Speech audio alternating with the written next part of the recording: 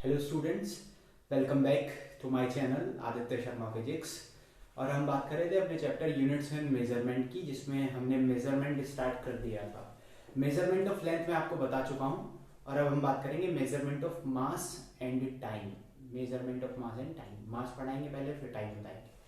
देखिए, किसी भी फिजिकल क्वांटिटी को मेजर करने के बहुत सारे तरीके हो सकते हैं। डिपेंड करता है वो किस तरह का अमाउंट है, कितना अमाउंट हमें मेजर करना है, बहुत कम है, बहुत ज़्यादा है, मीडियम है। तो इस बेसिस पे अलग अलग तरह के हैं और बहुत सारे हो सकते हैं, तो सबको पढ़ना पॉसिबल नहीं है। लेंथ के हम काफ़ी सारे मेथड पढ़ चुके हैं, तो ऐसे ही मास और टाइम के कुछ जनरल मेथड देख लेंगे जो नॉर्मली डेली लाइफ में यूज भी होते हों, क्योंकि सबको पढ़ना पॉसिबल नहीं है। और क्वांटिटीज भी इतनी सारी है कि सबका मेजरमेंट पढ़ना भी पॉसिबल नहीं है। तो हम जो तीन जनरल हमारे पास फिजिकल क्वांटिटी है, मास, लेंथ और टाइम, उनके बारे में ही थोड़ा सा डिस्कस कर रहे हैं। ये एग्जाम पॉइंट ऑफ व्यू से इतना इंपॉर्टेंट नहीं है, बहुत बेसिक क्वेश्चन इससे बन सकते हैं और कॉम्पिटिटिव एग्जाम्स में तो बहुत ही कम क्वेश्चन इससे मुश्किल से आएगा। तो ये एग्जाम पॉइंट ऑफ व्यू से इतना इंपॉर्टेंट नहीं है, समझने के लिए ज़रूरी है कि हम क्या कर रहे हैं, मेजरमेंट में क्या करते हैं, कौन से तरीके होते हैं। तो सबसे पहले आज हम बात करते हैं मास की। तो हम मेजरमेंट ऑफ मास समझते हैं। तो सबसे पहले मास समझते हैं क्या है। ये टर्म हम लगातार यूज करते आ रहे हैं काफी टाइम से। जब भी आप साइंस पढ़ रहे हैं तो मास का आपने नाम सुना होगा, मास क्या होता है। जनरली हमें पता है कि मास क्या होता है, हम समझ सकते हैं कि ये है क्या, फील कर सकते हैं इसको। लेकिन अगर डिफाइन करना हो तो प्रॉपर वर्ड्स में तो कैसे करेंगे, तो बहुत आसान है इसकी definition. It is defined as the quantity of matter contained in a body।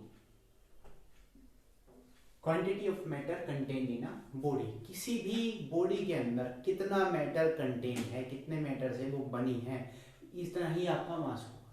जितना ज़्यादा मैटर बढ़ता जाएगा उतना ज़्यादा मास बढ़ता जाएगा। और मास एक बेसिक प्रॉपर्टी है मैटर की। जब मैटर की डेफिनेशन देते हैं तो कहते हैं anything which occupy some space and have some mass is known as matter. जो भी चीज जिसके पास मास है और वो कुछ स्पेस लेती है तो उसको आप बोलते हैं मैटर।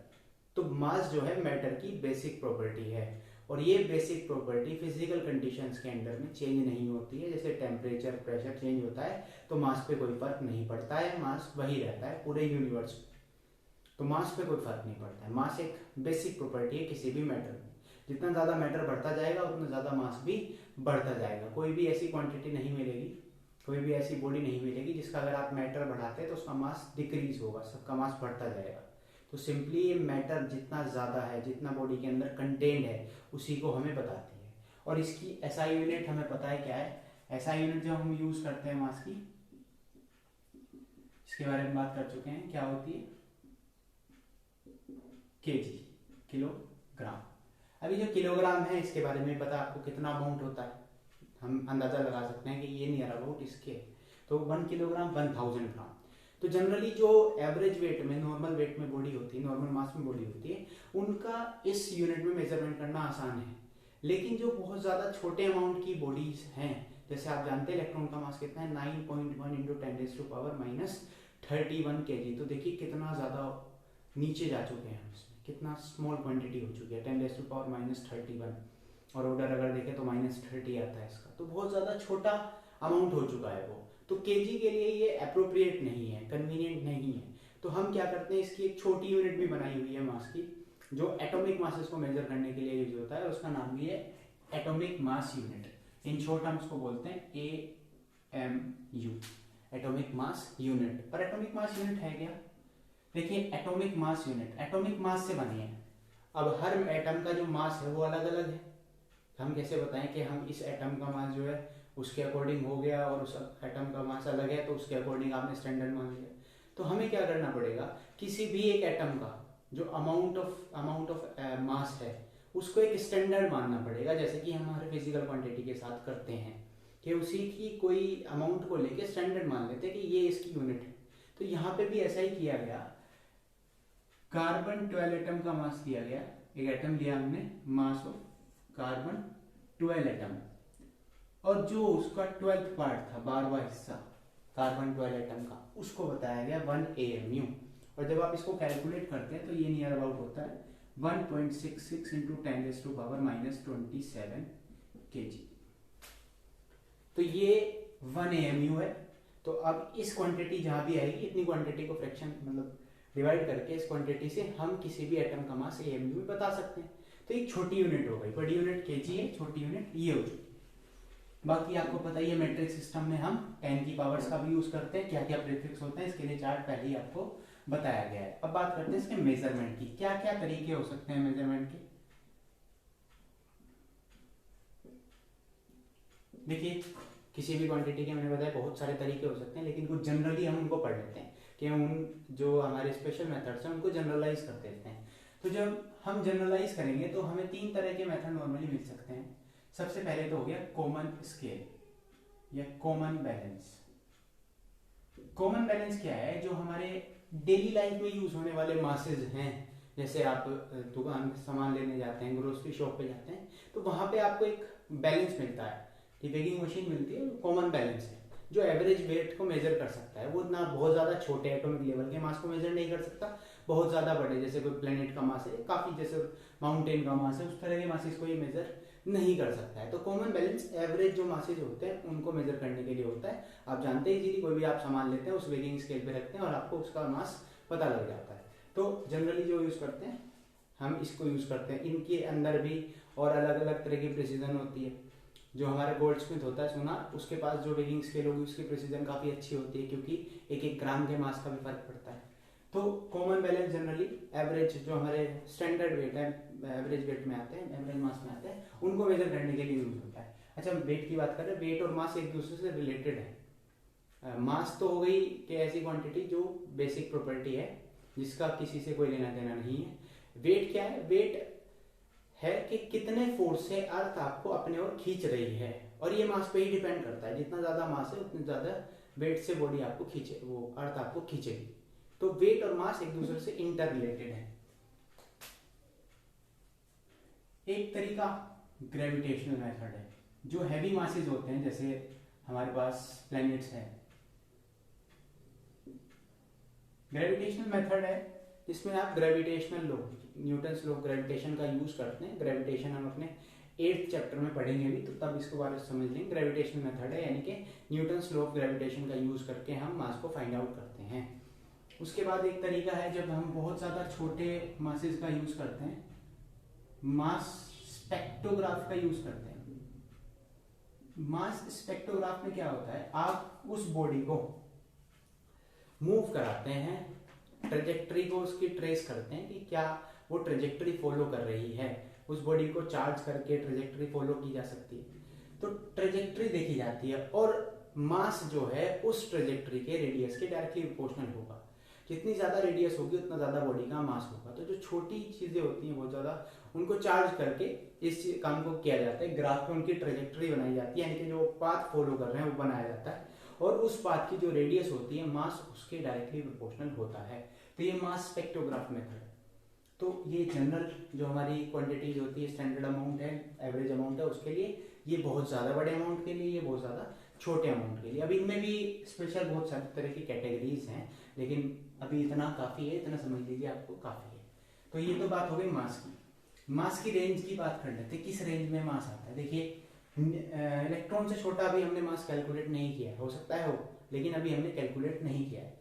तो मास ऑफ इलेक्ट्रॉन का ऑर्डर होता है 10⁻⁻, मतलब -30 ऑर्डर होता है, 9.1 इंटू 10⁻⁻31। तो इतने छोटे लेवल तक आप मास कैलकुलेट कर सकते हैं, केजी में नहीं। और ये है 10⁻55 केजी। ये ऑब्जर्वेबल यूनिवर्स का मास है, जितना हम यूनिवर्स ऑब्जर्व कर सकते हैं उसका मास, एक्सपेक्टेड मास है। तो देखिए कितनी वाइड रेंज है मास की, quantity of mass, measurement of मास में इतनी वाइड रेंज हमारे पास है। तो ये रेंज की बात हो गई। ऐसे बहुत सारी जो जनरली हमारी अमाउंट होते हैं, जनरली हमारे जो मास हम मेजर करते हैं उसके बीच में लाइक करता है डेली यूज में होने वाली हमारी चीज़ों का। तो उसके बाद आते हैं टाइम पर। टाइम, समय, वक्त। तो टाइम क्या है? टाइम नॉर्मली अगर मैं आपसे पूछूं कि टाइम क्या है, आप क्या कहेंगे? घड़ी में देखेंगे टाइम बता देंगे। तो time is simply what clocks read.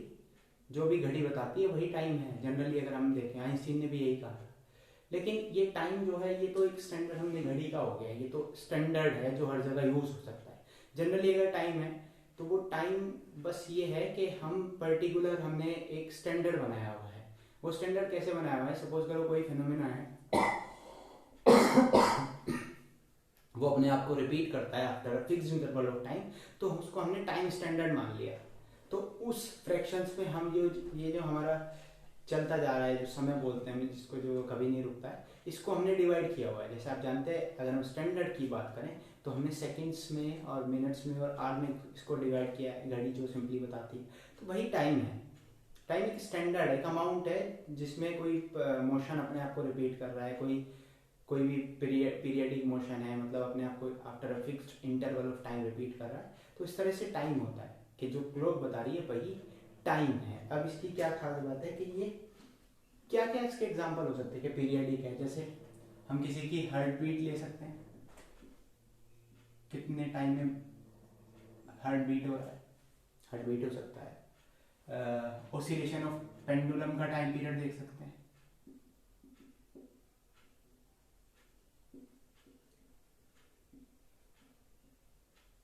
और रोटेशन, अर्थ अपने एक्सिस पे कितना रोटेट कर रही है क्या, या कोई और प्लैनेट है।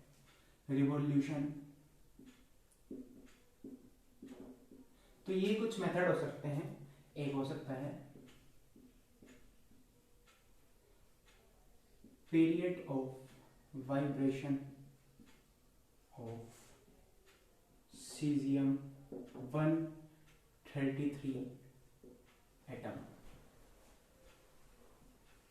देखिए कुछ तरीके हैं, कुछ ऐसे मोशन है जो अपने आप को after a fixed interval of time repeat करते हैं, इनको बोलते हैं पीरियडिक मोशन। ये आप पढ़ेंगे भी आगे चैप्टर में। पीरियडिक मोशन क्या होता है, हार्ट बीट है, ह्यूमन की हार्ट बीट है, लेकिन आप जानते हैं हार्ट बीट जो है वो लगातार वेरी करती है। एक नॉर्मल एक सिंगल पर्सन की भी अगर बात करें तो हार्ट बीट वेरी करती है। तो ये एक ऐसा पीरियडिक मोशन है जो अपने आप को रिपीट तो कर रहा है कि होगा फिर होगा फिर होगा, लेकिन फिक्स्ड इंटरवल ऑफ टाइम के बाद रिपीट नहीं कर रहा है। तो इसको आप स्टैंडर्ड ऑफ टाइम हर जगह नहीं यूज कर सकते। कुछ जगह हो सकता है कि यूज कर रहे हैं, हर जगह नहीं यूज कर सकते। ऑसिलेशन ऑफ पेंडुलम है, तो पेंडुलम लेके आप हिला रहे हैं, उसको देख रहे हैं टाइम पीरियड। अब ये भी अलग अलग फैक्टर्स पे डिपेंड कर सकता है। रोटेशन है, रोटेशन तो हमारा फिक्स है कि कितने टाइम में अपने आप को रोटेट करती है। रिवॉल्यूशन भी फिक्स है, कितने टाइम में रिपीट करती है। तो ये आप एक टाइम का स्टैंडर्ड ले सकते हैं, और जो कि लेते भी हैं दिन और ईयर्स में। लेकिन जब हमें छोटी बात करनी हो, बहुत ज़्यादा स्मॉलर लेवल पे आना हो, तो स्मॉलर से हम एक क्वांटिटी बनाते हैं जो है period of vibration of caesium atom 133 atom. जो सीजियम 133 एटम में वाइब्रेशन होती है, जो कि दो हाइपर फाइन ग्राउंड लेवल पे ही होती है, दो हाइपर फाइन लेवल होते हैं ग्राउंड लेवल पे ही, उनके बीच में वाइब्रेशन होती है। और कितनी होती है, इसको आप एक याद कर सकते हैं नंबर से 9192, जैसे बहुत नंबर याद करते हैं 31770। तो इतना अमाउंट जब इतने वाइब्रेशन हो चुके हैं, इतने अमाउंट के, इतने वाइब्रेशन जब दो हाइपर फाइन लेवल जो कि ग्राउंड लेवल पर हैं उनके बीच में वाइब्रेशन होता है रेडिएशन का, तो उसको बोलते हैं 1 सेकेंड सीजियम 133 एटम में। तो देखिए जब 1 सेकेंड में इतने वाइब्रेशन है, तो ये जो 1 सेकेंड है ये कितना ज़्यादा एक्यूरेट है, कितना ज़्यादा प्रिसाइज है। तो ये जो है सीजियम 133 एटम, यही पूरी दुनिया में जो स्टैंडर्ड अमाउंट ऑफ सेकेंड है इसके लिए यूज होता है। टाइम जो है इसमें यूज होता है। इसको आप एटॉमिक क्लॉक के नाम से भी जान सकते हैं। तो ये एटॉमिक लेवल का आपका वाइब्रेशन है जिसको आपने टाइम स्टैंडर्ड माना है। तो 1 सेकेंड वो है जितने में दो हाइपर फाइन लेवल जो हो रहे हैं इस सीजियम 133 एटम के ग्राउंड लेवल पर, उनके बीच में जब इतने वाइब्रेशन हो जाते हैं तो उस टाइम को बोलते हैं 1 सेकेंड। तो 1 सेकेंड में इतने वाइब्रेशन हैं। तो ये काफ़ी ज़्यादा फाइन आपके पास एक क्वांटिटी आई है टाइम की, जिसको आप बोलते हैं सेकेंड। तो 1 सेकेंड इसके इक्वल है। तो ये एक आपके पास स्टैंडर्ड अमाउंट है। तो period of vibration of caesium 133 atom हम यूज कर सकते हैं। और भी बहुत सारे तरह की क्लॉक हो सकती है, जैसे इलेक्ट्रिकल ऑसिलेशन ले सकते हैं आप, क्वार्ट्ज क्लॉक ले सकते हैं। तो ये हमारे पास कुछ तरीके हैं जो आप यूज कर सकते हैं टाइम के मेजरमेंट के लिए। ऐसे बहुत सारे हैं, लेकिन आप जानते हैं कि जो हमारे स्टैंडर्ड टाइम है, इंडियन स्टैंडर्ड टाइम की बात करें IST या ग्रीनविच मीन टाइम की बात करें, तो सबके लिए जो स्टैंडर्ड अमाउंट है वो सेकंड है, और सेकेंड आप समझते हैं सीजियम 133 एटम के कोरस्पॉन्डिंग है। और ये जो टाइम पीरियड है ये एक अच्छी लेबोरेटरी में आसानी से प्रोड्यूस किया जा सकता है। तो पूरे वर्ल्ड में जो सेकेंड है वो इसी से डिफाइन होता है, और पूरे वर्ल्ड की जो क्लॉक है वो आप जानते हैं किस तरह से चलती है, 24 आवर्स में डिस्ट्रीब्यूटेड है। और एक सेकेंड, मिनट और आर की ये 3 हमारे पास सुई होती है उसके अंदर, उसी के अकॉर्डिंग काम चलता है। तो घड़ी आप जानते हैं टाइम वही है मेजरमेंट। क्लॉक फाइन लेवल के लिए सेकेंड को भी कुछ पार्ट में ब्रेक कर दे। अब ये जो सीजियम 133 एटम है ना, ये 10⁻13 के एक पार्ट को भी मेजर कर सकती है। यानी कि आप सेकंड के 10⁻13 पार्ट में डिवाइड कर लो एक सेकंड को, उसके एक हिस्से को भी मेजर कर सकती है। तो ये बहुत फाइन लेवल की क्लॉक है।